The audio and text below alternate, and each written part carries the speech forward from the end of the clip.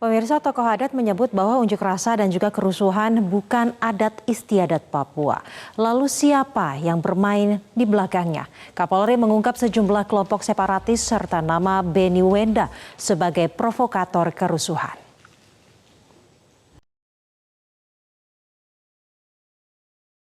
28, kemudian di Mimika itu ada 10, kemudian di Jaya ada 10. Jadi semuanya 48 ya. Untuk Papua aja ya. Foto-foto ini terus diamati, ya. Kemudian diikuti oleh aparat kepolisian, TNI dan Polri.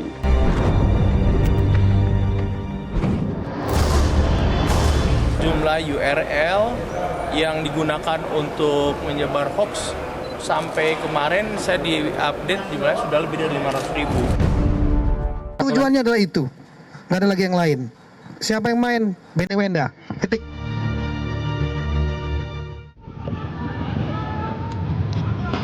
Dalam adat istiadat Papua, segala persoalan harus dibicarakan dengan kepala suku sebelum warga bergerak.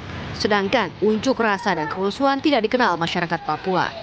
Jadi wajar bila tokoh adat Papua bertanya-tanya siapa di balik unjuk rasa dan kerusuhan di Papua. Petugas bandara di Manokwari mengungkap keberadaan 1.500 bendera bintang Kejora di koper milik Sayang Mandabayan yang saat itu masih menjabat ketua DPD sebuah partai politik nasional. Awalnya petugas Bandara Rendani curiga dengan gerak-gerik Sayang Mandabayan yang baru tiba dari kota Sorong pada Senin sore 2 September 2019. Sayang Mandabayan pun langsung diperiksa di Polres Manokwari. Diduga Sayang Mandabayan berencana mengikuti aksi unjuk rasa di Kabupaten Manokwari. Pada hari yang sama dengan penangkapan Sayang Mandabayan, kantor imigrasi kota Sorong juga mendeportasi 4 warga negara asing asal Australia karena menyalahi aturan izin tinggal. Awalnya 4 WNA ini akan berwisata ke Raja Ampat. Namun kapal yang akan digunakan rusak dan harus diperbaiki di kota Sorong.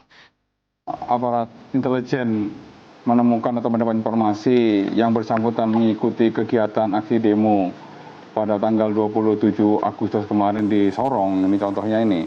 Foto-foto ini terus diamati, ya. Kemudian diikuti oleh aparat kepolisian, TNI dan Polri.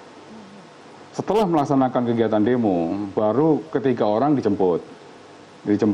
Kemudian dilakukan pemeriksaan oleh Polres Sorong, kemudian bersama pihak imigrasi. Dari proses pemeriksaan beberapa saksi, termasuk keterangan yang bersangkutan hanya mengikuti jalannya demo terkait menyangkut masalah pengibaran bendera bintang Kejora. Belum diketemukan unsur pidana lainnya terkait menyangkut masalah keberadaan ketiga warga negara asing tersebut. Baik dia memprovokasi massa untuk melakukan tindakan anarkis, maupun dia ikut terlibat di dalam tindakan anarkis.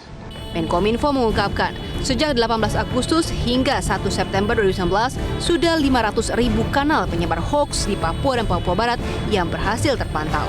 Artinya, penyebaran hoax yang rata-rata mengarah kepada adu domba masih tinggi. Pemerintah pusat berjanji akses internet di Papua akan kembali dinormalkan jika kondisi di Papua dan Papua Barat sudah benar-benar kondusif. Datanya masih belum diaktifkan.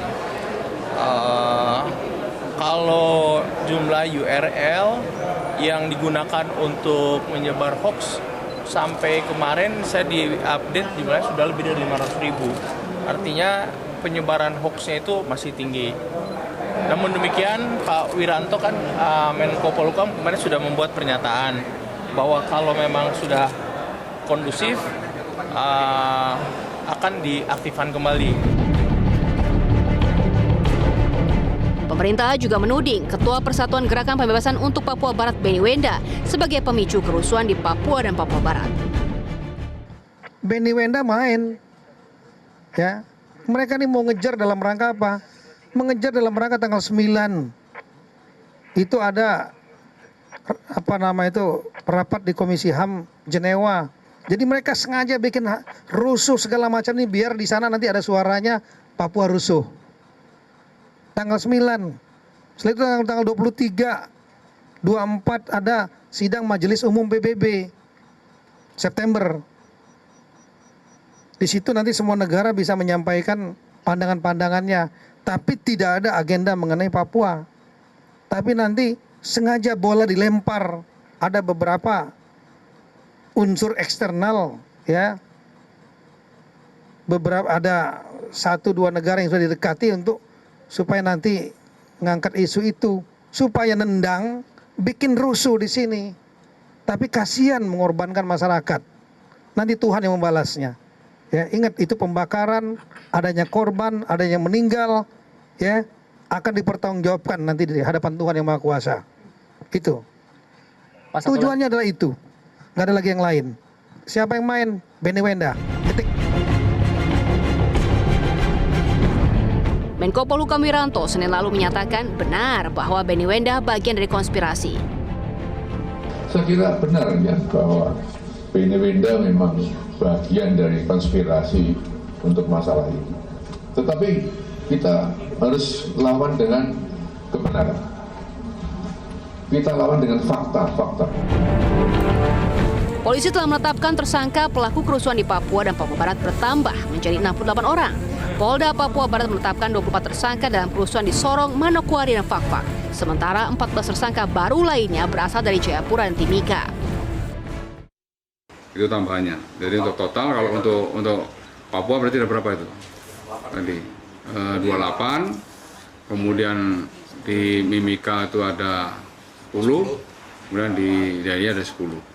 Jadi semuanya 48 ya. Untuk Papua aja ya, Papua 48. Sedangkan untuk Papua Barat tadi 20 ya. Para tersangka memiliki peran berbeda, yaitu pasal tentang perusakan secara bersama-sama, pasal pencurian dengan kekerasan, pasal pembakaran, pasal penghasutan secara lisan, serta dijerat Undang-Undang Darurat tentang senjata tajam.